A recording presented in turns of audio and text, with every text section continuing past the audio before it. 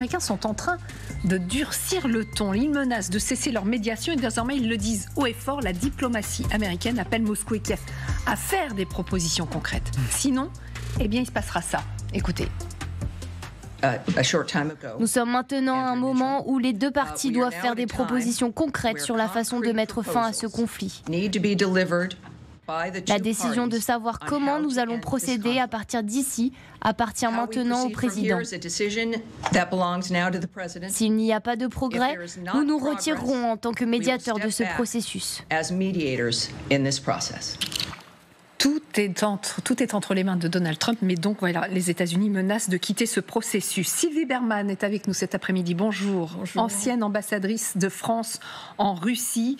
Colonel Pierre de Jong, consultant géopolitique de LCI, vice-président de l'Institut Thémis. Bonjour. Bonjour. Aline Lebaille-Kramer, journaliste, on le rappelle, également cofondatrice du collectif Stand with Ukraine. Bonjour. Et Fabrice Rousselot, journaliste spécialiste des questions internationales, ancien correspondant de Libération aux États-Unis. Bonjour à tous les quatre. Peut-être vous, ancien correspondant aux États-Unis, est-ce que vous y comprenez quelque chose? Est-ce que depuis... Ah bah oui, voilà, ça fait sourire. Comprendre quelque chose à Trump, c'est compliqué. Bon, c'est compliqué. Sauf que ce qu'on voit, c'est que depuis quelques jours, ces menaces-là, elles se multiplient. J.D. Vance l'a encore fait à la fin de la semaine dernière. Est-ce que ça veut dire qu'ils sont là, concrètement, en train d'annoncer un retrait, ou on est encore dans l'ordre de la menace? Alors, on est encore dans l'ordre de la menace, mais c'est vrai que ça fait plusieurs jours. C'est Trump qui l'a dit le premier, puis J.D. Vance, puis Rubio, etc., maintenant la Maison-Blanche. Je pense que la difficulté, c'est qu'on est sur à la fois des calendriers et des objectifs qui sont toujours différents. C'est quoi l'objectif de Trump? L'objectif de Trump par rapport à l'Ukraine, c'est la paix à tout prix. Même au prix de la capitulation de l'Ukraine. Pourquoi? Il a fait ses 100 jours, vous en avez parlé toute la journée à l'antenne. Les sondages sont pas bons, il a besoin d'une victoire, et il veut cette victoire-là sur l'Ukraine. Il avait annoncé qu'il ferait la paix en 24 heures, 48 heures, 100 jours. Et donc, il y a cet élément-là. Le calendrier de Zelensky n'est pas tout à fait le même. Zelensky veut aussi une paix assez rapidement, mais pas au prix de capituler, pas au prix d'un plan américain qui fait la part belle à la Russie et qui, lui, ne lui donne rien. Et le calendrier de Poutine, et c'est là que je pense qu'il y a eu un mauvais calcul de la part de Trump qui nous disait que c'était le meilleur ami de Poutine, on se rend compte que c'est pas tout à fait le cas. Le calendrier de Poutine, il est sur le moyen terme et long terme. Poutine, aujourd'hui, il n'a aucun intérêt à arrêter la guerre. Il n'a aucun intérêt à arrêter la guerre. Trump l'a mis dans une position de force. Sur le terrain, il gagne, il a récupéré toute la région de Koursk, il fait des avancées dans le Donetsk, etc. Donc, pour l'instant, il n'a aucun intérêt à arrêter la guerre. Il continue à bombarder en annonçant des cessez-le-feu qu'il viole lui-même. Donc, on est sur des temporalités différentes, on est sur des objectifs différents. Après, est-ce que les Américains vont partir à un moment ou à un autre? Peut-être. Ce ne sera pas, c'est pas anodin s'ils partent. Sur la scène américaine, ils peuvent le justifier parce que les Américains, le peuple américain, en ont un peu assez de l'Ukraine, de donner de l'argent, etc. Ouais. Sur la scène internationale, si les États-Unis se retirent, ça va être beaucoup plus compliqué. Ça veut dire aussi que l'Europe, qui a déjà du mal à faire confiance à Trump, ne lui fera plus confiance du tout, que tous les équilibres sont bouleversés. Donc c'est pas anodin. Donc je pense qu'on est toujours, je pense que lui veut une paix. Il espère encore une paix, il y tient encore, mais que si rien ne se passe, peut-être qu'on verra le retrait. Et oui, et c'est quand? La question est quand? En tout cas, Donald Trump a accordé une interview hier à ABC, c'était même au cours de la nuit. Est-ce que Donald Trump est en train de se rendre compte que Vladimir Poutine n'est pas fiable? Peut-être. Vous pensez que Vladimir Poutine veut la paix? Je pense qu'il le veut, oui, je crois. Mais quand même avec l'appui de missiles? Je pense vraiment que son rêve était de prendre le contrôle de toute l'Ukraine. Je crois qu'à cause de moi, il ne le fera pas. Vous lui faites confiance? Vous lui faites confiance? Je ne fais pas confiance à beaucoup de gens. Je ne vous fais pas confiance. Je fais confiance à peu de monde. Je pense qu'il m'écoute, il me respecte. Je pense que grâce à moi, il ne prendra pas tout le pays. Mais son choix était de tout prendre. C'est une guerre qui n'aurait jamais dû avoir lieu. Voilà, on est toujours dans la même rhétorique. Bon, grâce à moi, ça n'a pas été plus loin, ça n'aurait jamais dû commencer. Mais est-ce que vous lui faites confiance? Bon, je fais quasi confiance à quasiment personne, répond le président américain. Oui, non, c'est toujours le même discours. Et là, peut-être que vous avez tronqué un peu l'interview, mais en général, il accuse Biden d'être responsable. Pas tronqué, mais on n'a pas, effectivement, on a choisi par tronqué, je veux dire, morceau choisi, parce que c'est un peu long. Ça fait partie de la rhétorique habituelle. Je pense qu'effectivement, il est dans une situation assez délicate, parce qu'il pensait que ça serait sans doute beaucoup plus facile, parce qu'il regardait les positions des deux partis, mais sans rentrer dans les détails, parce que les détails, il s'en moque. Et aujourd'hui, effectivement, comme ça a été dit, Vladimir Poutine n'est pas pressé. En même temps, c'est aussi pour lui une porte de sortie à un moment donné, peut-être trop tôt, mais je ne pense pas qu'il puisse continuer la guerre non plus indéfiniment. Quant à Volodymyr Zelensky, c'est effectivement une situation quasiment impossible, parce que ce qui est mis sur la table n'est évidemment pas acceptable en l'état. Oui. Mais je pense qu'il ne va pas abandonner. Je pense qu'il va menacer, que pour lui c'est une pression, que peut-être il y aura un temps où il s'y intéressera un petit peu moins, mais je pense qu'il tient à cet accord de paix, c'est une de ses promesses de campagne. Et puis il y a toujours cette idée d'un éventuel prix Nobel de la paix, auquel je pense qu'il y croit, et ses équipes aussi. Vous étiez à Washington la semaine dernière. Vous sentez une lassitude des Américains sur ces processus de paix ou pas ? Alors en fait, comme les Américains s'y intéressent assez peu, sauf effectivement les autorités, ou en tout cas Donald Trump et son équipe qui le veut. Le reste de l'opinion publique américaine, ça porte plutôt sur les conditions de vie aujourd'hui, les conséquences négatives des taxes. Cela dit, ils conservent une opinion publique MAGA qui est toujours finalement très remontée. Même s'il y a un sondage en fait qu'on voulait vous soumettre, c'est pour ça qu'on vous pose la question, c'est qu'a priori 46% des Américains, donc c'est pas la majorité, mais c'est quand même assez conséquent, estiment que Donald Trump n'en fait pas assez pour soutenir l'Ukraine, et c'est quand même plus 16 points par rapport à décembre dernier. Donc on se dit quand même qu'il y a une opinion publique qui est attentive à ces pourparlers de paix menés par Donald Trump. Oui, alors je ne sais pas si c'est toujours les mêmes personnes qui sont sondées ou pas. C'est ça aussi le problème, parce que ça permet de mesurer une évolution, mais ça ne reflète pas nécessairement la majorité de la population. Il y a eu un petit changement après l'échange à la Maison-Blanche. On a vu les sondages remonter en faveur de l'Ukraine quand Zelensky s'est fait... Donc, ça a choqué. Voilà, tout à fait, ça a choqué comme une partie de la population. Et alors, il y a un officiel européen, colonel, cité par le Financial Times, qui dit « Donald Trump est en train de créer les conditions d'un retrait. Il cherche la bonne excuse pour laisser l'Europe et l'Ukraine se débrouiller. L'Europe pourrait prendre ce rôle de médiateur ? Écoutez, j'ai reçu un SMS il y a quelques minutes d'un ami américain qui me transmettait exactement le même discours. C'est qu'en fait, le problème, au-delà des objectifs qui sont complètement différents pour les uns comme pour les autres, le problème, c'est aussi un problème de style, un problème de modalité, un problème de tempo, quelque part. On voit que d'un côté, vous avez Speedy Gonzalez, c'est Trump, malgré sa taille, c'est Trump en casquette rouge, il fonce, il a 100 jours, c'est pas fait, on va trouver une autre solution. Puis de l'autre côté, vous avez un personnage qui a mûri sa stratégie, qui a mûri sa logique, et qui n'est pas tout sur le même modèle. Donc aujourd'hui, le problème est le suivant, c'est qu'il y a une espèce de cassure, de crispation, et Speedy Gonzalez, il va mettre le pouce. Et moi, ce qu'il me dit, c'est quasiment acté. Il me dit, c'est fini. Aujourd'hui, les déclarations officielles des Américains, tant du département d'État que de tous les porte-paroles américains, aujourd'hui, le discours, c'est on est en train de lâcher. D'autant qu'il lâche à demi. Pourquoi ? Parce qu'en même temps, ils sont en train de signer un accord sur les terres rares. Alors, donc on voit bien qu'il y a un pied à droite où là, il est en train de lâcher, parce que ça ne m'intéresse pas, le problème militaire. Par contre, les terres rares, on négocie. Et le problème, qu'est-ce qui va se passer ? C'est l'Ukraine qui va se retrouver le bec dans l'eau. Pourquoi ? Parce qu'ils vont se retrouver avec un accord bizarroïde sur les terres rares, où il ne va rien se passer, parce qu'évidemment, elles ne vont pas mettre mis en œuvre avant un paquet d'années, avant d'évaluer, avant de mettre des investisseurs, etc. C'est des années avant que ça se mette en place. Le problème, qu'est-ce qui va se passer ? C'est que Trump va dire, à partir de maintenant, on vous laisse gérer le problème. Vous voyez que les Européens, vous avez les alliés, peut-être que le président Macron fera peut-être chose pour vous. En tout cas, c'est pas moi. C'est le cœur du problème, c'est l'abandon très concrètement de l'Ukraine. Je peux vous dire, les 46% d'opinion américains qui sont, qui souhaiteraient davantage d'aide à l'Ukraine, je peux dire que c'est pas le problème de Trump. Trump, il gère son problème en espèces sonnantes et trébuchantes. Point final. Et donc les terres rares, justement, est-ce que vous en savez davantage, Aline, parce qu'on apprend là cet après-midi que l'Ukraine s'attend à signer aujourd'hui cet cet accord avec Washington. C'est un responsable sous couvert d'anonymat qui le dit à l'AFP, un responsable ukrainien. A priori, la ministre de l'économie serait en route vers Washington, donc devrait signer l'accord dans la soirée.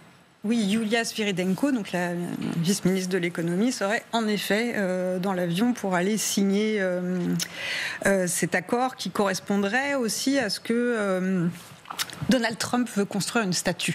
Voilà, il veut construire sa propre statue, donc ce serait une pierre à sa statue que de dire qu'il a enfin signé cet accord révolutionnaire à la fois de relations entre l'Ukraine et les États-Unis, et qu'il est persuadé que ça amènera quelque part un chemin vers la paix localement. Ceci étant, si c'est confirmé et s'il est vraiment signé, il faudra quand même qu'il passe à la Rada, et ça aussi, il y a quelques informations qui disent que les séances de vote pourraient avoir lieu demain ou après-demain à la Rada en Ukraine. Il faut qu'il soit ratifié par la Rada d'un point de vue constitutionnel en Ukraine. Ouais. Ce que l'on sait de cet accord quand même, parce que des choses qui avaient filtré, parce qu'il y avait eu un mémorandum déjà signé avec quelques pistes, il y aurait quand même un peu d'espoir dedans, parce qu'il est question d'armement. Il est question de financer des armes pour l'Ukraine avec ces accords. Donc ça veut dire que la partie, elle est loin d'être finie. On sait de toute façon que dans cette administration, il y a deux courants pour aller très vite, deux courants qui s'affrontent, même à l'intérieur de cette administration au sens large. Il y a quand même des gens qui ont parlé de l'opinion américaine et de sondages. Il y a aussi beaucoup d'Américains qui ont honte de ce qu'il se passe, notamment chez une partie des républicains, structurés historiquement, pour aller vite, plus réganiens, qui ne sont absolument pas d'accord avec sur une ligne de pour aller vite toujours type Vance. C'est pas du tout les mêmes objectifs. Exactement. Si cet accord est signé en l'état, il a rien à voir avec l'accord précédent qui était une organisation de raquettes de l'Ukraine. Déjà petit 1, ça ne mettrait pas en péril les accords européens, donc l'intégration européenne de l'Ukraine. Il y aurait donc cette question d'armes et n'intégrerait pas le financement précédent, les financements, l'aide américaine précédente. Donc ça aurait bien négocié. Ça concernerait, c'est là où la subtilité, ça concernerait l'aide militaire seulement future. Mais quand on lit ça, on se dit, ça veut dire de l'armement pour l'Ukraine future. Donc ça à suivre, à voir, voilà, ce qu'il y a dedans. Mais alors, ce qui nous interpelle aussi, c'est que peut-être, donc les Américains qui réclament du concret, il y en a peut-être là du concret avec cet accord du côté ukrainien. Il faut se souvenir, il faut se souvenir du fait qu'il y a encore quelques semaines, Trump disait que l'accord de paix viendrait par cet accord sur les minerais. Exactement. Et donc, il n'est pas loin. Enfin, on peut imaginer que dans l'entourage de Trump, en effet transactionnel, business, etc., on se dit tiens, on n'y arrive pas côté diplomatique. Vladimir Poutine a l'air de se moquer un peu de nous. Trump l'a dit lui-même. Peut-être qu'on repasse par les minerais. Que si en effet, dans le cadre de l'accord des minerais, on retombe sur cet exercice des garanties de sécurité qui en fait au cœur de tout, parce que même si les États-Unis partent, c'est quoi les garanties de sécurité ? On a vu Trump qui tout d'un coup avait l'air de dire à la sortie du week-end que peut-être qu'on pourrait penser à un soutien américain dans un cadre où les Européens seraient sur le sol externe. Donc si on peut estimer, enfin on peut parfaitement penser que l'administration Trump, pour rebondir, se dise on va repasser par les minerais. Peut-être que Zelensky a pu négocier quelque chose de plus favorable, avec une aide militaire derrière, ou en tout cas une assistance. Peut-être que les Européens vont prendre ce train-là également, et que ça va permettre d'avoir une petite fenêtre. Après, encore une fois, vu les allers-retours des uns et des autres et les revirements, mais peut-être. Voilà. Donc ça, c'est le côté ukrainien. Du côté russe, on se demande aussi s'il n'y a pas quelque chose de concret sur la table. Moscou qui semble, alors le mot important dans ma phrase, c'est semble faire un pas. Il propose les Russes une trêve de 3 jours. Donc ce serait la semaine prochaine, ça on le sait, c'est Vladimir Poutine qui l'a annoncé. Et à l'issue de cette trêve, des pourparlers directs avec les Ukrainiens pourraient avoir lieu. C'est Sergueï Lavrov qui l'a proposé aujourd'hui. La trêve annoncée par le président Poutine marque le début des négociations directes sans conditions préalables. Ce qui n'est pas le cas de la proposition ukrainienne de cessez-le-feu qui, elle, peut être considérée comme un prérequis et sera utilisée pour renforcer les capacités militaires du régime de Kiev.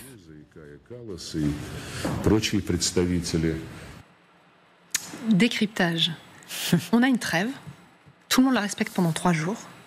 Et à l'issue de ces 3 jours, on pourra discuter sans condition préalable directement avec les Ukrainiens. C'est la première fois. C'est pas la première fois. Je crois que Vladimir Poutine l'avait dit, ou en tout cas l'avait laissé entendre aux Américains. C'est peut-être les Américains qui s'en étaient fait c'est ça. Là, c'est porte-parole. Là, effectivement, c'est dit directement par les Russes. Je crois que les Russes, on sait qu'ils n'ont pas la même temporalité. En même temps, ils ne peuvent pas dire non à Trump et simplement continuer à bombarder l'Ukraine. Donc, ils sont obligés de faire des petits gestes et à se montrer conciliants. Parce que si effectivement Trump abandonne, eux perdent cette possibilité, encore une fois, d'avoir une porte de sortie. Mais alors, si on fait juste les petites calculs, parce que c'était le week-end dernier, ce qui nous interpellait, c'est que les Américains disaient, Marco Rubio l'a dit, vous verrez, dans les 15 jours, on vous répondra sur les pourparlers de paix. Or, si on fait les calculs, les 15 jours, ça tombe pile autour du 9 mai. Bien sûr. Donc, est-ce que le 9 mai, c'est pas le début de quelque chose ? Ou la fin de quelque chose. J'adore. On est en plein dedans. Ouais. C'est ça le sujet. En fait, il y a eu 15 jours. C'est le 9 mai. On verra si la trêve fonctionne, etc. On verra s'il y a peut-être des possibilités de renouer des liens.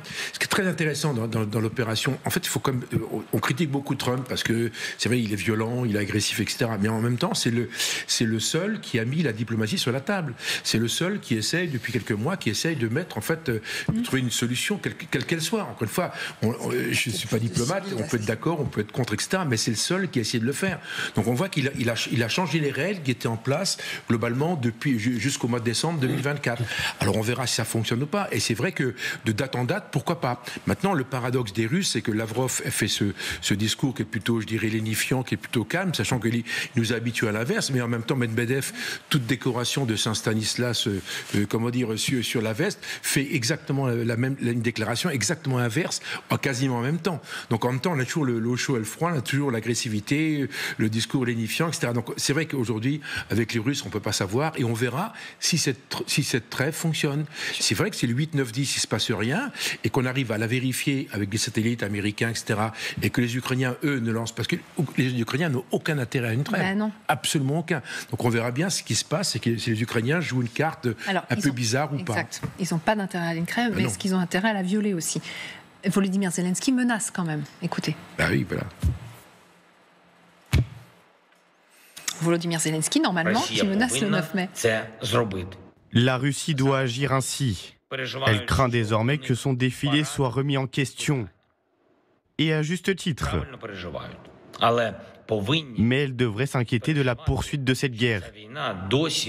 Elle doit y mettre fin.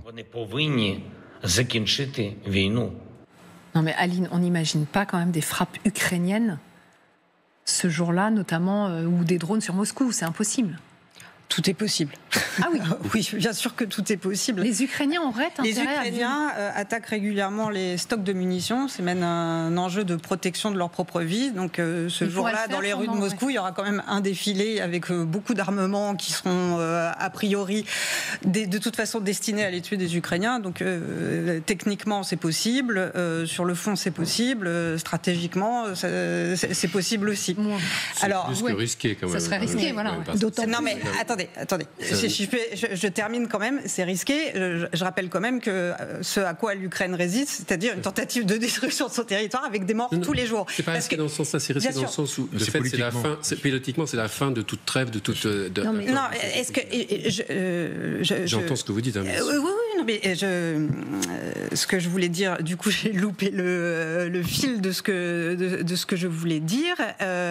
Sur Trump, depuis qu'il dialogue de façon diplomatique sans mettre suffisamment de pression sur la Russie, mais beaucoup sur l'Ukraine, peut-être avec une sorte de dénouement ces dernières heures, mais enfin beaucoup de pression sur l'Ukraine, très très peu sur la Russie, il y a une augmentation de 50% des morts civiles en fait depuis 3 mois. Donc de l'efficacité de la diplomatie façon Witkoff est absolument critiquable. Voilà, assez brutale et assez critiquable et pas du tout pas du tout efficace. Surtout qu'en Ukraine, on ne croit absolument pas à une trêve présentée par Moscou qui n'aura pas lieu parce qu'il n'y a jamais eu de cessez-le-feu, même quand il l'annonçait, même qu'il était Premier ministre, ça n'a jamais existé depuis 2014. Sylvie Bermann, sur justement l'Ukraine n'a pas intérêt à violer cette trêve? Votre avis? En tout cas, le 9 mai, des frappes sur Moscou ou sur la parade, c'est assez peu vraisemblable, d'autant plus qu'il y aura d'autres chefs d'État à la tribune et que Volodymyr Zelensky ne prendra pas ce risque.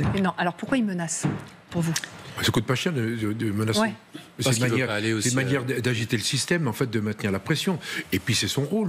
Il est dans son rôle. On peut pas lui reprocher ça.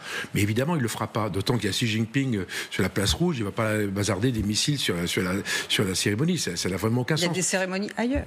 Après, je pense que Zelensky n'a aucun intérêt, par exemple, à se rendre aux conditions russes pour aller à ces négociations de paix. Je pense que la trêve de 3 jours qui n'existe que dans l'esprit russe, lui ne veut pas y aller. Donc c'est une façon aussi de dire qu'il ne veut pas y aller. Après, il y a un élément qu'on n'a pas encore abordé, mais qui est un élément de poids par rapport à la Russie, au fait que la Russie veuille ou pas la paix, c'est les sanctions. Parce que s'il y a quelque chose que Poutine aimerait, c'est quand même qu'on lève les sanctions, ce que Trump a compris ça très bien. Depuis sa campagne électorale, il le dit. À un moment ou à un autre, on va lever les sanctions si Poutine fait le premier pas. Donc c'est un élément de négociation. Donc si on revient à notre scénario de départ où il y a les minerais, les sanctions, comment on va petit à petit vers des garanties de sécurité, parce que s'il y a un accord sur les minerais, je ne vois pas comment il peut y avoir la guerre non plus. Voilà. Donc il y a une façon d'avancer un peu comme ça, petit à petit, donc qui peut peut-être mener quelque part. Après, encore une fois... Non, mais il faut rester prudent. Bien sûr, il faut rester prudent. Il nous semble qu'effectivement, petit à petit, il y a quelque chose qui est en train de se passer. Après le 9 mai, vous avez raison, notre envoyé spécial en Ukraine, Gwendoline de Bono, nous le disait ce matin, les défilés du 9 mai, on parle au pluriel. Il y a la grande parade à Moscou, il y en a partout ailleurs en Russie, et plusieurs villes ont annulé leur défilé ce jour-là par crainte effectivement de frappes ukrainiennes.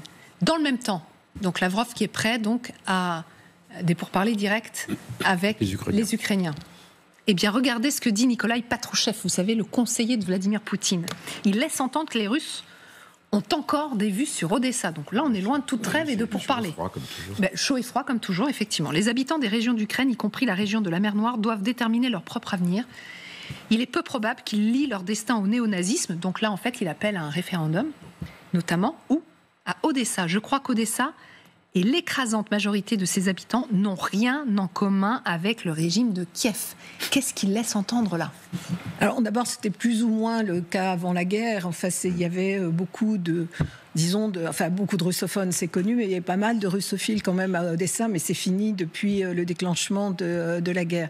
Mais c'est vrai que Odessa intéresse fortement les Russes pour plusieurs raisons, pour des raisons stratégiques et puis également pour des raisons historiques, ville de Catherine II, etc. Et que si effectivement il n'y avait pas eu de résistance, le but des Russes aurait été d'occuper Odessa.